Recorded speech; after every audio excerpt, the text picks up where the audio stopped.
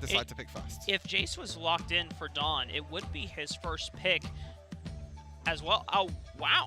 Well, now, we don't know where this Jace is going specifically because it could be for Pan. He has actually put in far more games over Dawn because Dawn has not been putting, or at least didn't play any Jace throughout the WRL.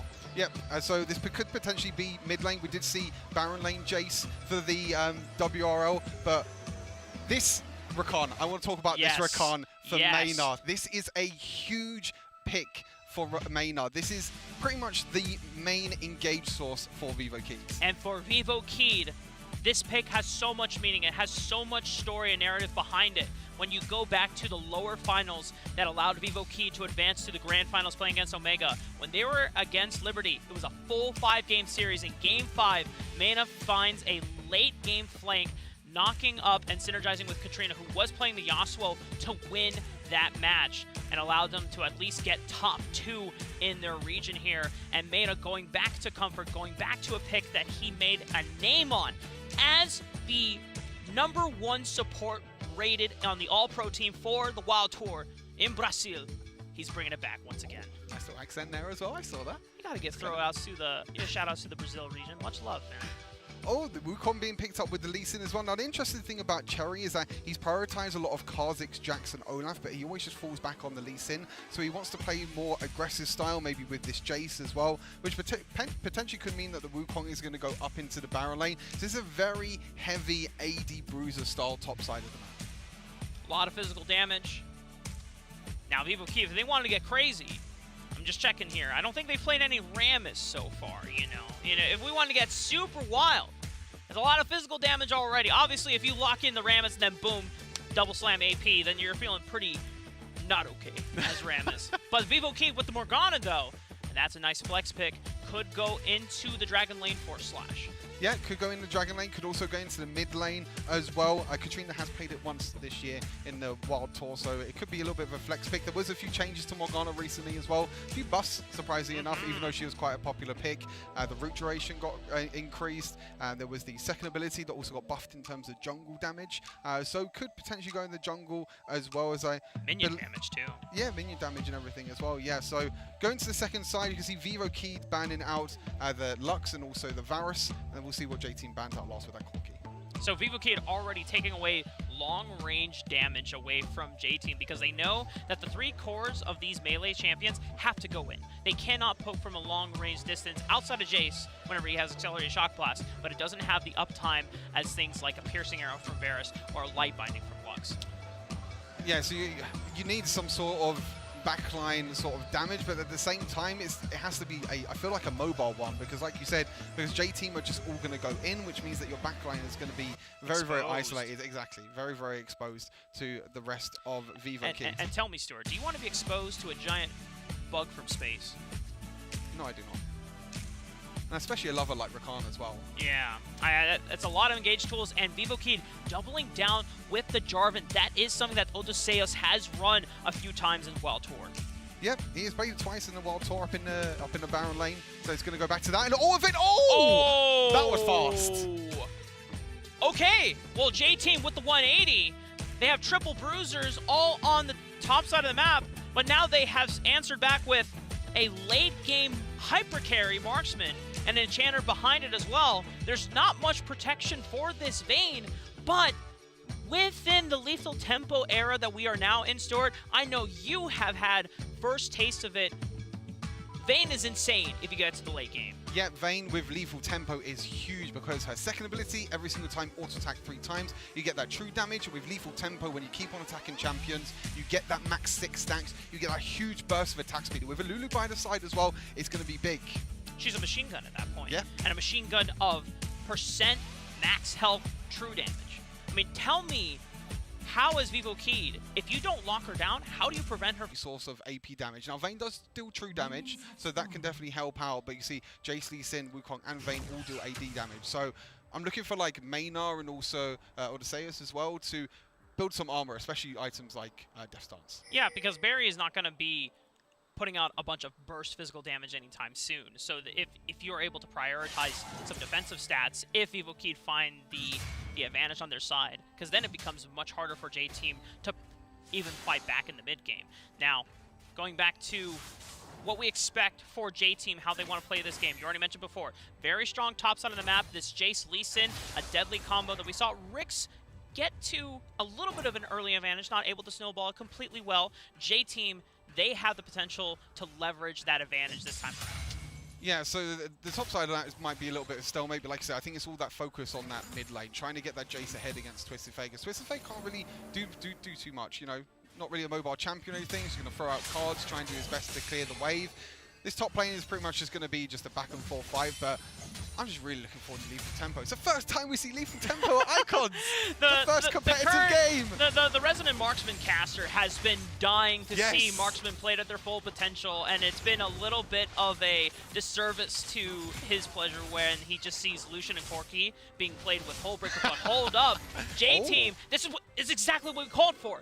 Use the power of Lee Sin and Jace early to push Vivo Keed around.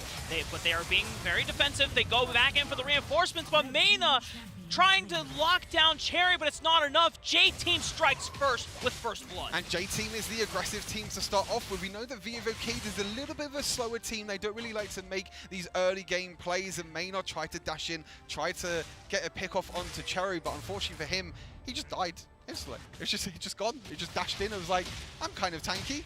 No, I'm not. I'm just dead. And you can see that Vivo Keed a little bit overconfident or a little over-ego to look for the punish on the J-Team because they got out safely. They didn't have to go back in, but that was a moment where Mena wanted to push his limits, wanted to, you know, limit test and see if they could pull off that kill. Unfortunately, when you're going up against Lee Sin and Jace, you just have to respect the early game damage. Yeah, the early game is just way too strong on the side of Cherry and Pan. As Mena's looking to go in as well. The Dark Binding! Beautiful CC combo! The knockup from Mena right into the Dark Binding from Slash. It's going to force Barry down low, but the shields from DY allow Barry to escape.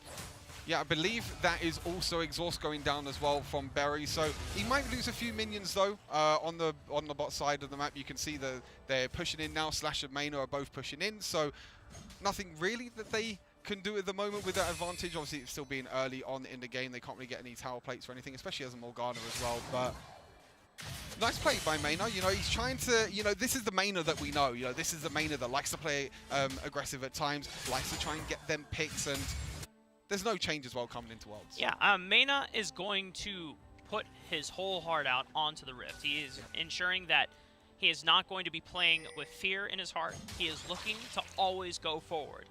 If that costs the game, you know, it's a learning experience. And I think that is something that, you know, Brazil, as one of the unexpected powerhouses of the West, are looking to push their moments, and they are going for this dive. It's a 3-on-2, or a 3-on-1 right now. Dawn just completely overwhelmed. Pan coming in, evens out the odds. Odysseus will go down in the efforts, but Vivo Keed, a great proactive move. Brilliant play by Vivo Keed, using that topside pressure from the Jarvan. And interesting enough, the Jarvan has summoned area as well in that Baron lane. This is a little bit of a throwback to a few months ago where someone, Aerie Jarvan was a very strong pick, maxing the first ability, using that poke, and that allowed him to push the wave as well. When you max the first ability, you can push the wave, and they used that to try and get a tower dive, but unfortunately it was just a 1-for-1 trade. Maybe not as clean as Vivo Keed would have preferred, but Dawn does go down in the end, and the kill was fed into Lord's Kha'Zix, and we have seen Kha'Zix been such a powerful pick in this tournament already. You get to the mid game, and this bug is going to go absolutely off.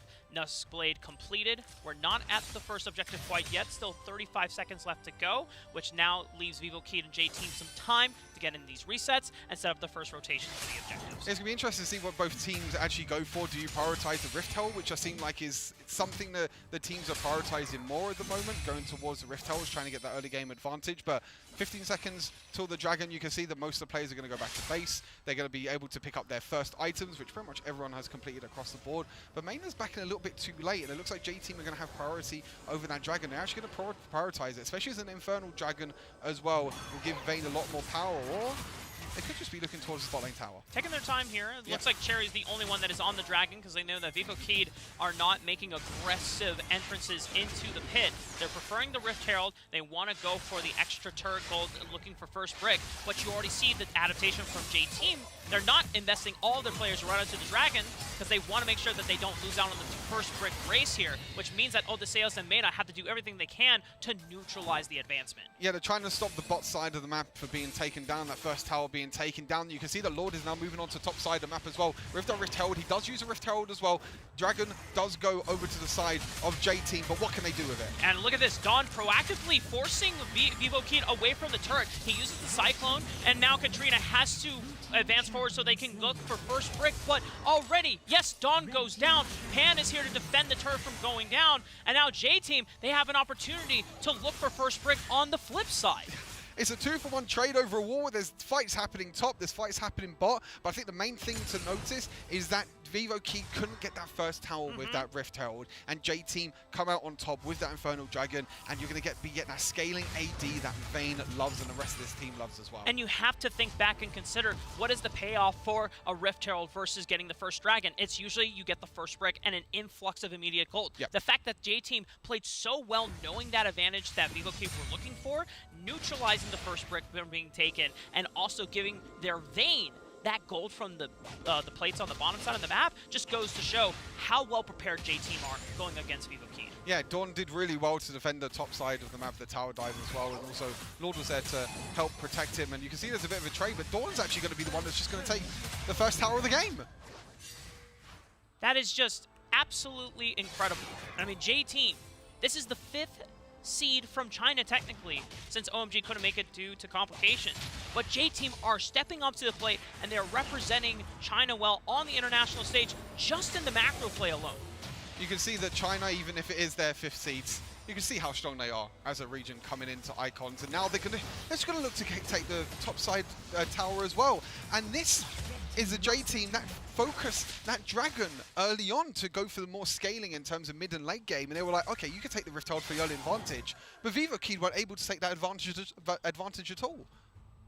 J-Team just understanding how to pull apart Vivo Key's resources so that they couldn't overwhelm for free on the Baron side of the map for that guaranteed gold influx advantage. Because look at this, 4 kills to 2. Yeah, it's not an entirely bloody game, but it's 5,000 gold ahead for J-Team just off of the macro play alone. Yeah, just off of the towers. You can see the mid lane as well. The mid lane's over 1,000 gold ahead. Same with the bot lane as well. You can see that Berry is 1,000+ gold ahead of Slash, and if you're a Vayne, you're really happy with that. You know, you're ahead on the Vayne at 8 minutes into the game. You're nowhere near really the late game or even the mid game at all. Nearly has 2 items though. And that is just terrifying for Vivo Kid right now. The fact that they did not find any advantages to put the Vayne down or prevent her from being able to snowball.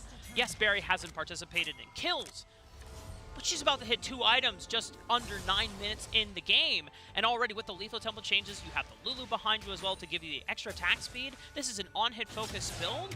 I mean, it is so difficult for Vivo Key to actually isolate and take out Barry.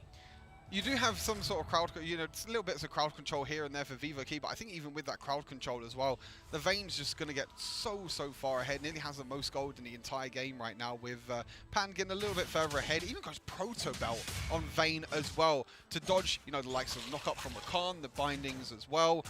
So an interesting pickup. Normally you see stasis just in case a Vayne does get caught out, but Maynard's looking to be aggressive. Almost a screen away. He locks down Pan, forcing both summoner spells out. That is going to be now a Jace without summoner spells going into the next fight of the game, which could be around this Rift Herald. Yeah, the Rift Herald, you can see the J-Team are playing so aggressive. They're trying to get control of the entire top side of this map.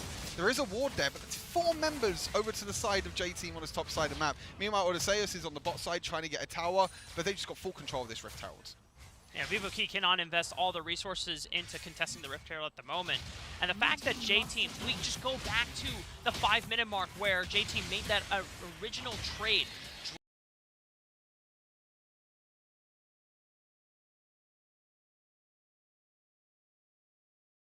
Lead even more control ripped away from Vivo Key.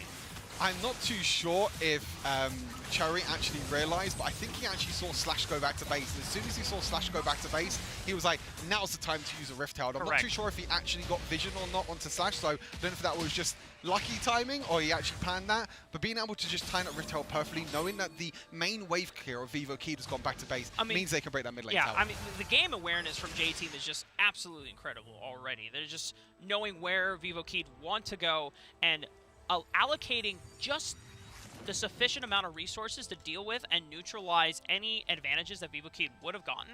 Now, right now, they're looking for a death rush here. Mana for the trap. 4 members right on top. Dawn suspects it, though, and it's the turnaround, the 4-man Cyclone. And now the rest of J-Team, can they advance forward? Mana is critically low, gets out alive. Same with Slash, but it's J-Team that is able to just absolutely dissuade Vivo Kid from pulling off the ambush. Barry even uses a proto belt forward as well. The confidence of this J-Team roster is so huge. The engage by Dawn, the 4, I think it was even a 5-man Cyclone at the start as well. Just being able to knock up all the members of Vivo Kid, and it's the follow-up afterwards. There's Lee Sin, it's the acceleration gate with the shock blast as well from Jace, and Barry's just in the back line having a free day. And that ambush play from Vivo Kid, it looked so good. It was something that at least we haven't seen, but J-Team with deductive calculations had probably seen Vivo Kid on vision going from the river, and if all 5 members suddenly just disappear from Fog of War, you don't see them for a while, Something's fishy. Put on your thinking cap on and think, oh, where could they possibly be? Which is why, strategically, Dawn is the first one to enter, using his clone, gets vision while invisible, and it's like, okay, all 5 are here, I'm going to knock them all up. Yep, that is perfectly well played by Dawn, and you can see that now, I mean, it's, I hate to say it, but it's going to be a little bit of a struggle for Vivo Kid right now. You know, Barry is 1-0-2, hasn't had, you know, the best of games, to be fair. I mean, he's just been farming up, but that's a Vayne. That's a late game Vayne for you, you know. As long as you farm up, as long as you get 3 or 4 items, you're going to be able to get a 3rd item probably very, very sooner. And again, it's the aggression from J-Team. They're just dominating even Vivo Kid's side of the map. But no, Vivo Kid are just too worried to even face check. You know, the credit that you could give the Vivo Kid is that they have not given up too many deaths towards the advances from J-Team. But J-Team have just been able to take that in full stride and say, okay, well, if you're not going to fight us or you're not going to fully contest us here, we're going to continue taking more and more resources off of the map. And that has allowed them to just balloon this goal lead to now 6,000. And I remember watching Vivo Kid as well on the World Tour. This is kind of how they play sometimes. They just give the other team advantages, they just play passive, and then when it comes to the team fights, this is where Vivo Kid can really come online. But the problem is right now, is that yes, you want to play defensive, yes, you want to go for the team fights, but you're against champions like a Vayne and a Jace and even a Wukong, and then I feel like Vivo Kid don't even win the team fights, even though this is a very team fight focused team that likes to play passive and kind of give away pressure towards the side of J-Team in this situation. They're losing time, Rafa. Vivo Kid slowly losing control of the map, and J-Team, even though it is not the bloodiest game out of China so far today, it is definitely one that is still felt in terms of a stranglehold and a chokehold. Vivo Kid looking for a play though, Odysseus and Mena almost looking for the pick onto Cherry. But he's immobile, Lee Sin. Barry already using the flash, gets out of harm's way barely before the gold card was able to connect. Vivo Kid not able to find that pick, and J-Team still maintaining position over the Dragon. That polymorph by DY there onto Mena on the Rakan just stopped that whole engage. It was a perfect polymorph over to the side of DY. He's played it 7 times already this year, and he's able to pick that one off really well. You know, timing that polymorph is sometimes so difficult because sometimes you put it on, you know, one of your champions, and sometimes it could kind of misplay it a little bit because it's not a point and click, it's a skill shot now. So really hard to do, but he did so well to stop Mena, and now again, aggression in top side. And Vivo Kid just ceding control. Yeah. They know that they don't have the correct team fight setup. The 2 proactive times that we've seen it was off of Katrina looking for a Destiny port. They get vision of all members despite Vayne having the ability to go invisible with her ulti, or Dawn being able to go invisible with his clone as well. Vivo Kid just not able to execute as well as they would like because, yes, they have all the pieces locked down, but J-Team have valuable resources up. The Summoner spell's up, not necessarily a cleanse, which is what the biggest thing that I was concerned about for Vivo Kid. If Barry had a cleanse, then you can always get out of Dark Binding, you can always get out of Gold Card, but he doesn't even need it.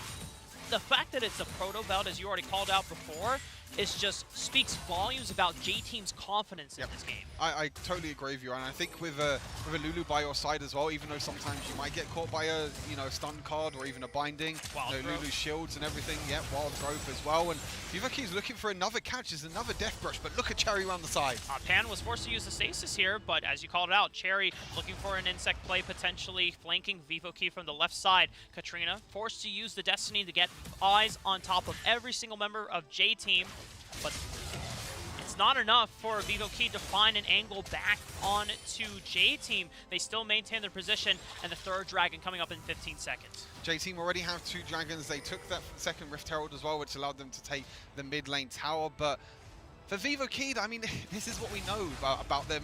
Some people might be like, oh, they're playing way too passive, there's not really much they can do, but this is what we know so much about them, Rafa. BO3, the time for you to explode in these team fights has arrived. I'm looking at my watch here, I'm looking at the clock. All eyes on Mena. Mena, can you do it? Flash heal available. He has the movement speed, he has the gap closing ability to lock down the main target, which will be Barry on this Vayne, but they've whittled down the dragon, and BO3 just cannot brute force their way through.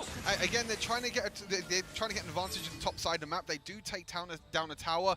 But again, it's just passive. I mean, it's just BO3, I guess, knowing that they're so far behind and not just giving any silly kills. But look at Mena now, might be trying to catch up to Cherry, but that's what Lee Sin could do. He doesn't need a ward in Wild Rift. He can just dash away just like that. That's why I love playing him so much, man. The fact that Safeguard is just a free-form dash, it's pretty broken. Yeah. I mean, I've said it from the beginning, on the inception of Wild Rift, that Lee Sin was one of the best champions in the game, and they've given him a lot of nerfs. He still can be played as an S-tier jungler, but for J-Team, 3 dragons to their name, which means the last one for the Elder will be a Cloud. J-Team maintaining complete control of the top side of the map here. BO3, super difficult for them to enter. Mena trying to poke his head forward, but he's the one that is getting poked out here, and it's just J-Team maintaining that chokehold. Yeah, just getting vision control again in that top side of the map. The thing is that BO3 has to use their abilities, and they have abilities to face check bushes. They have the likes of the flag from the Jarvan that can give you vision, the spikes as well that can show if someone's in there. But again, just BO3 giving them pressure. But J-Team at the same time, they're not risking anything. They're not going for a crazy Baron play, because they know that if they go for this Baron play, if they lose it, then they could still potentially lose this game. You can see that TF uses the ultimate there just to get a little bit of vision. Yeah, because you're so scared if you're BO3 if they're starting up Baron. They have no eyes on it, and oh my god! Wow. Barry was ready to just run down Katrina and Slash. Both of them forced to use their flash away. Barry's just by himself there. He just tumbled forward, used his ultimate, and then 2 flashes had to be burned there by Slash and Katrina, which is not a good sign. You can see that BO3 are just so worried to go in, but now J-Team will go back. This is where BO3 can look to maybe take that vision control around the Baron. Elder Dragon's not spawned just yet, but as you said earlier, J-Team with 3 dragons. If they get that Elder Dragon, that's a 4 buff Elder Dragon on the side of J-Team. And even though BO3, they've been playing passive this whole time, they're trying to get a few items, you have to fight for that Elder Dragon. Comes down to the flip, and BO3, normally when you look back on the history of how BO3 got here to the first place to be the 2nd seed from the Wild Tour Brazil region, it was off of Mena looking for great flanks and crazy, conceptual-wise, engages. But the vision control from J-Team has been so oppressive that BO3 cannot even cross through the river, but this gold card into knockup combo, and Nadam might be the one that turns around, but he just turns it back with a 5-man Cyclone, and Katrina is now forced. Cherry's was looking for the flank, but it's too late, because Cherry's the one on the backside, kicking Katrina right back into the waiting arms of J-Team. A quadra kill for Pan. Does he look for it? Icon's first ever pentakill, and it goes to Pan. J-Team representing WRL on the international stage. And that's a prime game in Ace as well for J-Team, and they're going to finish the game. Do you hear that sound, Stuart? The deafening silence. That is the power of China on the international stage. J-Team, it doesn't matter if they were the 5th seed coming in for OMG. As we take a look at the gold graph and basically everything that happened in JT's favor. Now, I do want to say, even though it looked dire for VK Yes. for most of that game, we did see some bright spots. Hells, you in particular, we're looking at Lord, the jungler, coming in for VK. This Kha'Zix did put in some work. Lord out-jungled the enemy. He completely out-jungled him, but we didn't see it because all of the other teammates, they got outplayed. Like from Keith right there, Lord was the only player winning in his respectful position. He was the guy that had the only 2 kills throughout the entire early and mid game, right? Like he did set up his team, but it just didn't work because in the late game, all of J-Team's players, they got a Guardian Angel. I believe there were like 3 Guardian Angels. Yeah. So Literally the it entire became half. absolutely impossible for Lord to do anything because Guardian Angel hard counters assassins like the Kha'Zix. Yeah, and you could tell that even Lord had that amount of gold. There needed to be a way for him to get into these fights, and you could tell that Mena is trying his best to getting into the fight, starting the fight. Wow. Look at that gold graph. Yeah, that's that's pretty extreme. It's an ocean. Not gonna lie. There was an iceberg earlier, now it's an ocean. Yeah, that is all blue, all J team. And again, you see that initial spike before 5 minutes, very, very early into the game. That's just that invade that they had in the jungle. They push mid with the Jace versus TF matchup. Pretty easy for him to get the shove. And that's an important one because like that's not only a gold boost, not only an experience boost, that's also a morale boost. Like the morale, that's also like the little bump in morale boost. And that's what really makes these teams, right, like keep going. Because you can see, you know, right after that, they made it super far. And interestingly, we thought Vayne was the main carry, but it's the Jace doing the most damage. It's the 3-minute hull breaker Jace who got a pentakill Woo! at The very Icons. The first pentakill on day 1.